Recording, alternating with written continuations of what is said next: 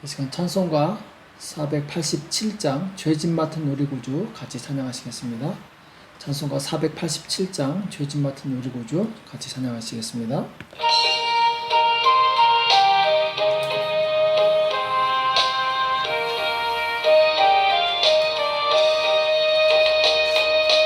죄짐 맡은 우리 구주 어찌 좋은 친구인지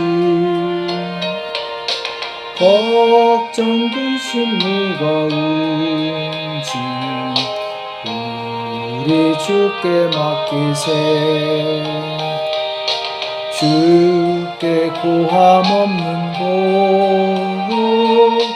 복을 얻지 못하네. 사람들이 어찌하여 알 줄을 모를까. 시험 걱정 모든 괴로움 없는 사람 누군가. 부질없이 낙심 말고 기도드려 아뢰세. 이런 진실하신 친구 찾아볼 수 있을까. 우리 약함 아시오니 어찌 아니하를까. 걱정 근심 무거운지 아니 진자 누군가. 비난처는 우리 예수 주께 기도드리세. 세상 친구 멸시하고 너를 조롱하여도 예수 품에 안기어서 참된 위로 받겠네. 아멘. 이 시간 다 같이 기도하겠습니다. 살아계신 하나님 아버지, 이 새벽에 제대로 불러주시고 하나님 앞에 나와서 간절히 기도할 수 있도록 은혜 주심을 감사합니다. 하나님, 이번 한 주간도 주님의 은혜 가운데 잘 보낼 수 있도록 축복해 주심을 감사합니다. 주님, 참으로 주님 오실 때가 가까이 오는데 우리가 깨어서 기도하게 도와주시옵시고 더 경성하여서 하나님을 바라볼 수 있도록 역사하여 주시옵소서. 이 죄악된 세상에 주님 빛들의 아들들로서 하나님의 영광을 선전하는 복된 삶을 살 수 있도록 우리를 붙들어 주시옵소서. 날마다 말씀으로 충만하게 도와주시옵시고 하나님께서 보여주시는 그 지혜와 능력으로 충만하여서 주님 많은 사람들에게 하나님의 살아계심을 증거할 수 있도록 역사하여 주시옵소서. 오늘 우리에게 주시는 말씀을 듣기 원합니다. 주님 말씀하여 주시옵시고 깨닫는 은혜가 있도록 도와주시옵소서. 주께서 이 시간 함께해 주실 것을 믿고 감사하며 예수님의 이름으로 간절히 기도합나이다. 아멘. 하나님의 말씀 역대상 15장 11절에서 13절 말씀 보겠습니다. 역대상 15장 11절에서 13절 말씀 같이 한 목소리로 합독하도록 하겠습니다. 역대상 15장 11절에서 13절입니다. 같이 읽겠습니다. 시작. 다윗이 제사장 사독과 아비아다를 부르고 또 레위 사람 우리엘과 아사야와 요엘과 스마야와 엘리엘과 암미나답을 불러 저희에게 이르되 너희는 레위 사람의 족장이니 너희와 너희 형제는 몸을 성결케 하고 내가 예비한 곳으로 이스라엘 하나님 여호와의 궤를 메어 올리라. 전에는 너희가 매지 아니하였으므로 우리 하나님 여호와께서 우리를 충돌하셨나니 이는 우리가 규례대로 저에게 구하지 아니하였음이니라. 아멘. 외적 형식과 내적 성결의 균형이란 제목으로 같이 말씀을 나누겠습니다. 외적 형식과 내적 성결의 균형. 오늘 역대상 15장에서는 이제 다윗이 다시 하나님의 궤를 예루살렘으로 옮기는 내용이 나옵니다. 이전에도 다윗이 하나님의 궤를 옮기다가 문제가 발생했었죠. 오늘 13절 말씀처럼 우사라는 사람이 새 수레에다가 하나님의 궤를 싣고 옮기다가 소가 움직이는 바람에 그 궤를 만졌다가 이제 그 자리에서 죽임을 당하게 됩니다. 왜냐하면은 율법에 의하면은 하나님의 궤는 반드시 레위인이 직접 손으로 들고 운반하도록 되어 있습니다. 새 수레에다가 옮겨서는 안 되었던 거죠. 사공을 한 다음에 다윗은 율법을 깨닫고 이제는 다시 정식으로 레위인들을 불러서 그들로 하여금 직접 하나님의 궤를 옮기라고 지시를 하게 됩니다. 그리고 이제 이 레위인들에게 하나님의 궤를 운반하기 전에 먼저 너희 몸을 성결하게 하라 이렇게 말씀하고 있죠. 오늘 12절에 보면은 너희와 너희 형제는 몸을 성결케 하고 내가 예비한 곳으로 이스라엘 하나님 여호와의 궤를 메어 올리라. 그러니까 먼저 마음을 성결하게 깨끗하게 하는 것이죠. 그 다음에 하나님의 궤를 메어 옮기는 그런 이제 행동을 하게 되죠. 곧 여기서 하나님의 궤를 옮기는 마음의 자세가 거룩한 그 레위인이 하나님의 궤를 손으로 옮기는 그런 이제 외적인 행동을 하게 됩니다. 이와 같이 하나님을 섬기는 데 있어서는 외적인 형식과 내적인 성결이 균형을 이루어야 됩니다. 레위인이 하나님의 궤를 운반할 때 먼저 몸을 성결케 하고 그 다음에 궤를 옮겼던 것처럼 우리 또한 하나님의 일을 할 때 그리고 하나님을 섬길 때 기억해야 될 것은 먼저 우리 마음이 성결해야 되고 그리고 외적으로 하나님의 말씀 그대로 행동하는 것이 중요하다는 것이죠. 성경 전체 하나님께서 우리에게 주신 계명이 무엇입니까? 예수님께서 마가복음 12장 30절 이하에서 이렇게 말씀하시죠. 내 마음을 다하고 목숨을 다하고 뜻을 다하고 힘을 다하여 주 너의 하나님을 사랑하라 하신 것이요. 둘째는 이것이니 내 이웃을 내 몸같이 사랑하라 하신 것이라.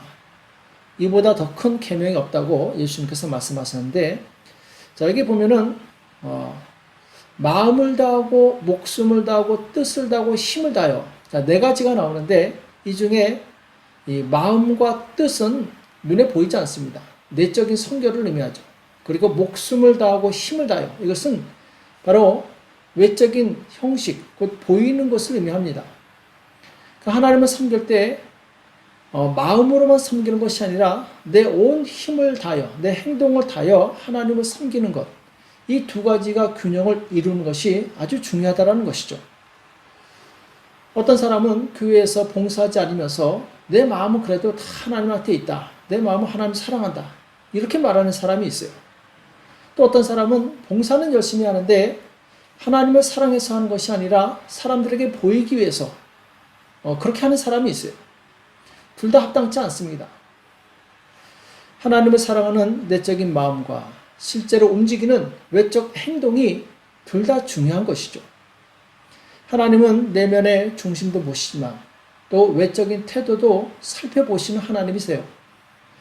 그래서 진실한 신앙은 어떤 신앙이냐? 겉과 속이 같은 신앙.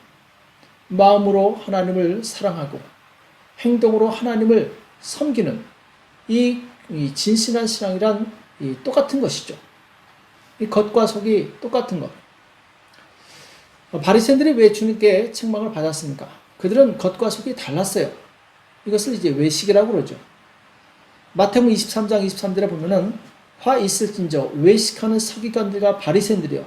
외식한다고 책망하시는데 너희가 박하와 회향과 근처에 11조를 드리되 여기 박하와 회향과 근처는 이 채소를 의미합니다. 작은 것이죠. 이 채소의 11조를 드리는데 율법에 더 중한 바 의와 인과 신은 버렸도다. 의로움과 자비로움, 사랑이죠. 그리고 신, 믿음은 버렸도다. 그러나 이것도 행하고 저것도 버리지 말아야 할지니라. 자, 예수님께서 너희가 외적으로 드리는 11조도 반드시 드려야 되고 내적으로 하나님을 사랑하고 의롭고 그리고 이 진실한 믿음을 갖는 것 둘 다 버리지 말고 똑같이 취해야 된다. 이렇게 말씀하고 있죠. 우리는 이 외적 형식은 내적 성결이 진실하게 이루어진 자에게 자연스럽게 흘러나오게 됩니다. 즉, 내 마음에 하나님을 향한 진실한 사랑과 섬김을 갖는 사람은 외적으로도 그렇게 행동하게 되어 있다는 것이죠. 이건 자동적인 거죠. 바리새인들은 먼저 내적인 성결이 이루어지지 않았기 때문에 아무리 겉으로 치장을 해도 하나님께서 미워하신 것입니다. 그래서 마태복음 23장 25절 이하에 보면은 화 있을진저 외식하는 서기관들과 바리새인들이여 잔과 대접의 겉은 깨끗이 하되 그 안에는 탐욕과 방탕으로 가득하게 하는도다. 자, 이들은 겉으로는 친절하고 겉으로는 사람들에게 정말 호인처럼 보였지만 그 속에는 방탕과 탐욕으로 가득했던 것이죠. 속용된 바리새인아, 너는 먼저 안을 깨끗이 하라. 그리하면 겉도 깨끗하리라. 화 있을진저 외식하는 서기관들과 바리새인들이여 회칠한 무덤 같으니 겉으로는 아름답게 보이나 그 안에는 죽은 사람의 뼈와 모든 더러운 것이 가득하도다. 이와 같이 너희도 겉으로는 사람에게 옳게 보이되 안으로는 외식과 불법이 가득하도다. 예수님께서 싫어하신 사람이 있습니다. 겉과 속이 다른 사람이에요. 바리새인처럼 겉으로는 잘하는 것 같지만 속으로는 자기 욕심으로 가득 찬 것. 이것을 바로 소경, 곧 맹인이라고 예수님께서는 표현하고 있는데, 자, 우리가 영적인 맹인이 되지 않기 위해서는 겉과 속이 달라서는 안 됩니다. 진실해야 되는 것이죠. 오늘날 세상에서 왜 주의 성도들이 지탄을 받고 있습니까? 교회의 위상이 왜 이렇게 땅에 떨어졌습니까? 소위 우리가 신자라고 하면서 거짓말하고 다른 사람들을 괴롭게 하고 불법을 행하기 때문에 사람들이 예수 믿는 사람들을 신뢰를 안 하는 것이죠. 사람은 겪어보면 알게 돼 있습니다. 진실한 사람은 처음과 끝이 같습니다. 그리고 말하는 것과 행동이 일치합니다. 그러나 거짓된 사람은 사람 앞에서는 친절한 척하면서 돌아서서는 그 사람을 비방해요. 우리는 겉과 속이 다른 그런 사람들을 조심하고 또 멀리해야 됩니다. 예수님께서도 예수님을 닮은 사람을 찾고 계십니다. 예수님께서는 어제나 오늘이나 영원토록 변함없으신 동일하신 분이시다. 이렇게 성경은 말씀하고 있어요. 예수님께서는 그분이 하신 말씀과 그분의 삶이 일치했습니다. 다르지 않았어요. 예수님은 아버지를 경외하는 마음, 그리고 아버지를 사랑하는 마음이 있었고, 그리고 아버지께서 말씀하실 때 십자가에서 죽으시는 것을 순종하실 정도로 외적으로도 온전한 행동을 보이셨어요. 마음으로 하나님을 사랑하고 그리고 외적으로 순종했다라는 것이죠. 우리가 하나님께서 주시는 복을 받는 비결이 무엇입니까? 그것은 내 마음속에 왜곡되고 비뚤어진 생각을 고쳐야 됩니다. 바르게 펴야 돼요. 길이 굽어져 있으면 달리기가 어렵습니다. 그러나 곧게 뻗어 있으면 아주 싱싱 잘 달리게 돼 있죠. 우리 마음이 왜곡되어 있지 않고 진실하고 거룩할 때 하나님께서는 우리 가운데 역사하십니다. 하나님께서는 예수님께서 활동하시기 전에 먼저 세례 요한을 보내시게 되죠. 왜 세례 요한이 먼저 와서 활동했는가? 그것은 바로 이 죄인들의 마음에 굴곡된 것들을 펴고 잘못된 것, 구부러진 것들을 바로잡아서 예수님을 믿는데, 받아들이는데 장애물이 없게 하기 위해서 그런 것이죠. 마가복음 1장 3절에 보면은 광야에 외치는 자의 소리가 있어 가로되 너희는 주의 길을 예비하라. 그의 첩경을 평탄케 하라. 기록된 것 같이 세례 요한이 이르러 광야에서 죄 사함을 받게 하는 회개의 세례를 전파하니, 여기 보면은 주의 길을 예비하라 하면서 그의 첩경을 평탄케 하라. 구부러진 길을 피라는 것이죠. 이것이 무엇이냐? 바로 죄 사함을 얻게 하는 회개의 세례다. 이렇게 말씀하고 있어요. 예수님을 영접하기 전에 먼저 우리는 우리 마음이 곧아야 됩니다. 장애물이 없어야 돼요. 그래서 우리 안에 사람들과의 관계가 틀어지고, 그리고 하나님을 경외하는 그 거룩한 마음이 없으면 하나님께서 우리 안에 일하실 수가 없는 거예요. 히브리서 12장 14절에 보면은 모든 사람으로 더불어 화평함과 거룩함을 쫓으라. 이것이 없이는 아무도 주를 보지 못하리라. 이렇게 말씀하고 있어요. 참 무서운 말씀이죠. 모든 사람으로 더불어 화평함을 쫓으라. 나와 화평한 관계가 없다면 이 사람은 잘못된 것이라는 거죠. 첩경이라는 거죠. 길이 왜곡되었고 마음이 구부러져 있기 때문에 이 다른 사람들과 화평을 누리지 못한다면 하나님의 역사를 경험하지 못한다는 것입니다. 너희는 돌아보아 하나님의 은혜에 이르지 못하는 자가 있는가 두려워하고 또 쓴뿌리가 나서 괴롭게 하고 많은 사람이 이로 말미암아 더러움을 입을까 두려워하고. 자, 우리를 더럽게 하는 것이 무엇입니까? 하나님의 은혜를 깨닫지 못하는 거예요. 그 은혜의 충만함에 이르지 못하는 것이죠. 또 쓴뿌리가 나서 괴롭게 하고, 쓴뿌리는 우리 안의 상처들, 과거의 고통스러운 기억들, 다른 사람에 대한 원망들, 불평들, 이런 것들이죠. 자, 이런 것들로 말미암아 우리 마음이 더럽혀졌다는 것입니다. 이 더럽혀진 마음을 깨끗이 청소하고 그리고 회개를 통해서 거룩함을 얻을 때 하나님의 축복이, 하나님의 영광이 우리 가운데 임할 수 있는 것이죠. 이삭이 낳은 에서와 야곱, 그 중에 이제 에서는 이 장자권의 복을 가지고 태어납니다. 이 타고난 복이죠. 정말 엄청난 축복을 가지고 태어났어요. 자, 그런데 에서는 그 마음에 이 장자권에 대한 소중함을 잃어버립니다. 이걸 소홀히 여겨요. 그래서 이 동생에게 팥죽 한 그릇에 이 장자권을 팔아버립니다. 마음에 하나님을 경외하고 사랑하는 사람은 하나님을 섬기는 모든 일에 소홀히 하지 않습니다. 만약 에서가 정말 하나님을 사랑하고 그 장자권을 소중히 여겼다면 결코 눈에 보이는 이 팥죽 한 그릇에 장자권을 팔지 않았을 것입니다. 우리도 마찬가지입니다. 우리 마음에 하나님께 주신 그 은혜를 결코 소홀히 여기지 마시기 바랍니다. 소중히 여기시기 바랍니다.